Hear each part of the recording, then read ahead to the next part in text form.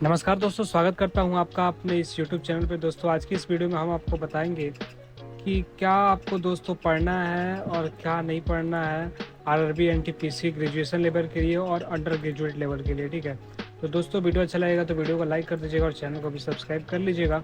सबसे पहले दोस्तों हम बात करेंगे अपने इसमें मैथ, रीजनिंग, जीके, जीएस में आपको क्या पढ़ना है, क्या नेगेटिव मार्क है, आपके जो भी डाउट्स है उस वीडियो के माध्यम से क्लियर हो जाएंगे दोस्तों। तो चलिए वीडियो को स्टार्ट कर लेते हैं। ठीक है, पहला अपना दोस्तों जो आएगा, यहाँ पे हम लेके चलते हैं आपको अपनी स्क्रीन पे और आप देखिएगा पहला अपना है यहाँ पे मैथ में दोस्तों आपको क्या पढ़ना है, थोड़ा मैं जूम करके दिखाऊंगा आपको। मैथ यहाँ पे दोस्तों आप देखिए, मैथ में आपका पहला जो है एवरेज, दूसरा ratio, number system, simplification, time and work. दोस्तों ये जो नंबर आप देख पा रहे होंगे, ये जो दोस्तों नंबर है ना, ये वेटेज है। वेटेज का मतलब क्या होता है दोस्तों कि आपके एग्जाम में कितने नंबर के कौन से क्वेश्चन आएंगे, वो हैं ये सभी के सभी। ठीक है दोस्तों, वीडियो को एंड तक देखिएगा, इसमें आपको बताऊंगा ना दोस्तों क्या पढ़ना है आपको और क्या नहीं पढ़ना है। मतलब आप समझिए इस बात को मैं क्या कह रहा हूँ। इसमें आपको पहले रेशियो में 2 नंबर के क्वेश्चन आएंगे, एवरेज से 3 से और 4 नंबर के आएंगे, नंबर सिस्टम से 1-2 नंबर के। ये दोस्तों अपना CBT 1 है। जो CBT 1 में आपका एग्जाम होगा ना, वो इसमें अभी मैं दिखा रहा हूँ आपका। CBT 1 CBT 2 दोनों दिखाऊंगा और ग्रेजुएशन लेवल और अंडर ग्रेजुएशन लेवल दोनों को मैं दिखाऊंगा इसमें। ठीक है, तो ये रहा अपना मैथ का। LCM HCF से 4 और 5 नंबर के क्वेश्चन आएंगे, जो CBT 1 में 3 और 4, इसका वेटेज ज़्यादा है जो मैं आपको दिखा रहा हूँ। ठीक है, और ये ट्रिग्नोमेट्री आपका आ जाएगा 4 नंबर का, परसेंटेज आ जाएगा 2 नंबर का।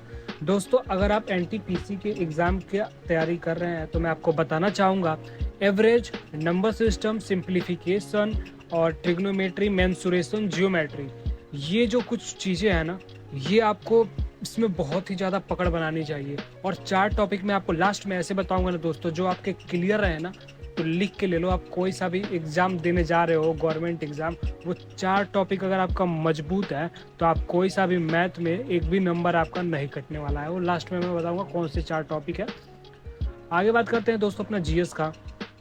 जीएस में दोस्तों अपना हिस्ट्री आता है 5 से 6 नंबर का, जियोग्राफी 2 से 3 नंबर का, पॉलिटी आता है 2 से 3 नंबर का, जीके स्टैटिक आता है आपको 2 से 3 नंबर, करंट अफेयर 10 से 12 नंबर का, साइंस आता है 7 से 8 नंबर का। टोटल अपना हो जाता है 40 नंबर दोस्तों।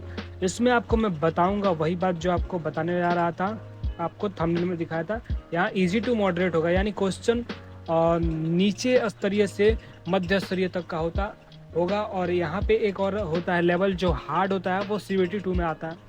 दोस्तों अगर आप जियोग्राफी बहुत ही बड़ा सब्जेक्ट होता है, ठीक है, तो जियोग्राफी को अगर आप स्किप कर रहे हो यहाँ 2-3 नंबर के लिए, तो आपका पता है आपका डेली का 1 से 1.5 घंटा बचेगा दोस्तों, अगर आप जियोग्राफी को स्किप कर रहे हो तो। क्योंकि वो बहुत ही टफ सब्जेक्ट हो जाता है आपके तैयारी के हिसाब से। अगर देखा जाए तो उसको छोड़ ही देना चाहिए, क्योंकि मैं तैयारी करता हूँ तो मैं उसको नहीं पढ़ता हूँ, इसलिए क्योंकि क्वेश्चन इससे 2 ही 3 आने वाले हैं। और दोस्तों इसके बारे में हमें इंडिया का तो पढ़ना ही पड़ेगा, जियोग्राफी, इंडिया में जो भी स्टेट्स हैं उनके बारे में पढ़ना पड़ेगा। प्लस में दोस्तों आपको जो इंटरनेशनल स्टेट है ना, उनके बारे में, इंटरनेशनली के बारे में भी ज़्यादातर पढ़ना पड़ता है। ठीक है, तो मेरे तरीके से अगर देखा जाए ना तो इसको स्किप कर देना चाहिए। पॉलिटिक भी सेम है, लेकिन पॉलिटिक क्यों पढ़ना चाहिए वो मैं आपको बताऊँगा। पॉलिटी में दोस्तों क्या होता है ना, 2-3 क्वेश्चन ऐसे ही आते हैं जो इंटरनेशनली होते हैं। जैसे अगर आपको पूछ ले जाए कि भारत का जो संविधान है वो किस देश से लिया गया है, तो जैसा दोस्तों आपको पता होना चाहिए कि कहाँ से लिया गया है। वैसे दोस्तों वैसे टाइप के क्वेश्चन होते हैं ना, वो पॉलिटी में आते हैं, तो वो आपको नहीं छोड़ना चाहिए। क्योंकि ये पॉलिटी है ना, वो आपको ज़्यादातर आपके इंडिया से रिलेटेड ही क्वेश्चन आ जाते हैं, तो ये आपको नहीं छोड़ना चाहिए। और ये आपका बहुत ही लंबा क्वेश्चन आ जाता है इसमें, तो इसलिए आपको ये स्किप कर देना चाहिए। आप अपने हिसाब से देख लीजिएगा आपको करना है या नहीं करना है।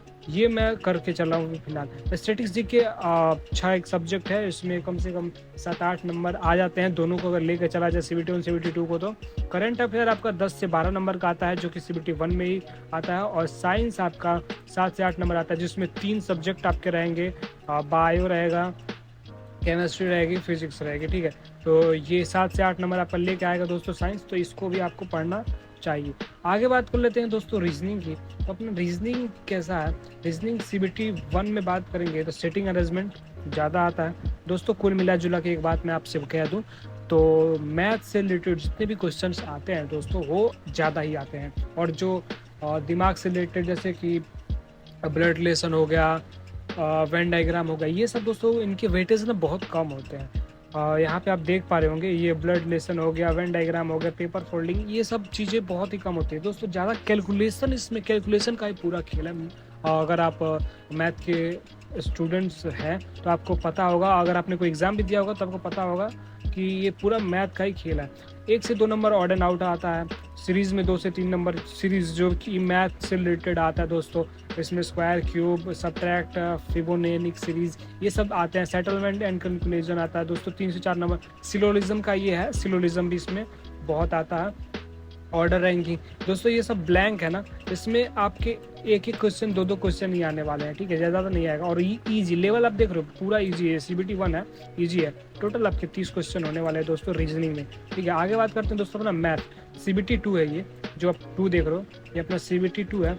और मैथ में दोस्तों आपका क्या होगा, यहाँ पे आप मेंसुरेशन का एक क्वेश्चन लाओगे, रेशियो प्रोपोर्शन से 3 क्वेश्चन आएगा। रेशियो प्रोपोर्शन आप ऐसे पढ़े होंगे, रेशियो प्रोपोर्शन A B, इसका प्रोपोर्शन C, इसका प्रोपोर्शन D, A से रिलेशन रहेगा D का, B से रिलेशन रहेगा C का, ये सब होता है दोस्तों। इसमें परसेंटेज ज़्यादा आएगा, प्रॉफिट लॉस ज़्यादा आएगा, ज्योमेट्री इसका फेवरेट है RRB का, और नंबर सिस्टम ज़्यादा आएगा, सिंप्लीफिकेशन ज़्यादा आएगा। और ये देख रहे हो दोस्तों, ये मॉडरेट इजी लिख रहा है ना, ये मॉडरेट इजी लिख रहा है, ये सब इसके वो है, कितने हार्ड आएंगे, कितने कैसे आएंगे, ये सारी चीज़ें हैं जो इसमें बता रहा है। GS2 में दोस्तों बेसिकली आप देखा जाए, GS2 में आपको पढ़ना क्या होता है, जो कि आपने सबसे ऊपर थंबनेल में देखा था कि GS2 में हमें क्या पढ़ना है। इसमें टोटल 6 से 7 सब्जेक्ट होते हैं दोस्तों। History, geography, economics, polity, static, biology, chemistry, physics, computer, current affair. Last 1 year का करंट अफेयर पूछा जाता है, ठीक है।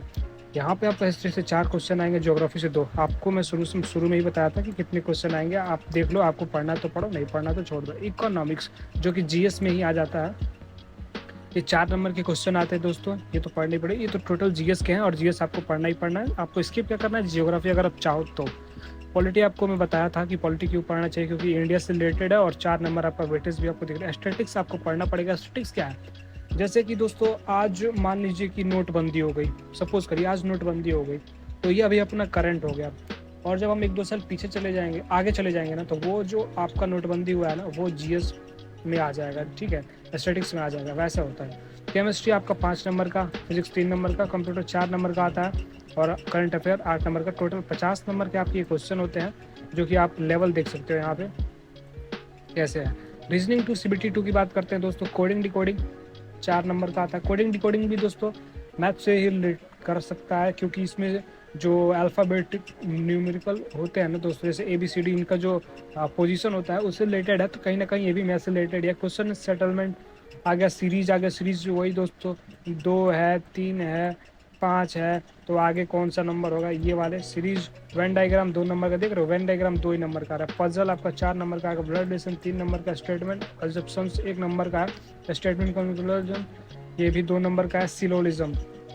सिलोजिज्म दोस्तों बहुत कम आता है, क्योंकि CBT 1 में ही इसका ज़्यादा वेटेज है, CBT 2 में उतना कोई खास वेटेज नहीं है। एनालॉजी 5 नंबर का है। मैथमेटिकल ऑपरेशन 3 नंबर का है। ऑड एंड आउट 4 नंबर का है। टोटल 35 नंबर का। मैथमेटिकल ऑपरेशन में आपको बताना चाहूँगा दोस्तों क्या होता है। मैथमेटिकल ऑपरेशन में दोस्तों आपको एज से रिलेटेड क्वेश्चन आते हैं, एज से रिलेटेड क्वेश्चन रहेंगे आपको, ठीक है। आगे बात करते हैं दोस्तों कि इसमें आपको क्या पढ़े और क्या ना पढ़े। जैसे मैंने दोस्तों बताया जियोग्राफी आपको मेरे हिसाब से स्किप कर देना चाहिए, नहीं पढ़ना चाहिए। और मैं आपको एक बात बताऊंगा दोस्तों, इसमें इंग्लिश तो है नहीं, तो इंग्लिश का तो बात ही नहीं करेंगे, ठीक है। तो मेरे हिसाब से दोस्तों आपको जियोग्राफी नहीं पढ़ना चाहिए। आगे आपकी मर्जी, आपको कैसे तैयारी करना है वो आप खुद ही समझ सकते हो, क्योंकि कंपटीशन बहुत ही हार्ड रहने वाला है। 3445 पोस्ट इसके आपके अंडर ग्रेजुएट के, और ग्रेजुएट के तो आपके 8000 प्लस पोस्ट है। तो आप अपने हिसाब से देख लीजिएगा आपको कैसे तैयारी करना है। अगर दोस्तों आपको स्ट्रेटेजी की वीडियो चाहिए तो वो भी आप मुझे कमेंट में बता सकते हो, वो भी मैं आपको प्रोवाइड कर दूंगा।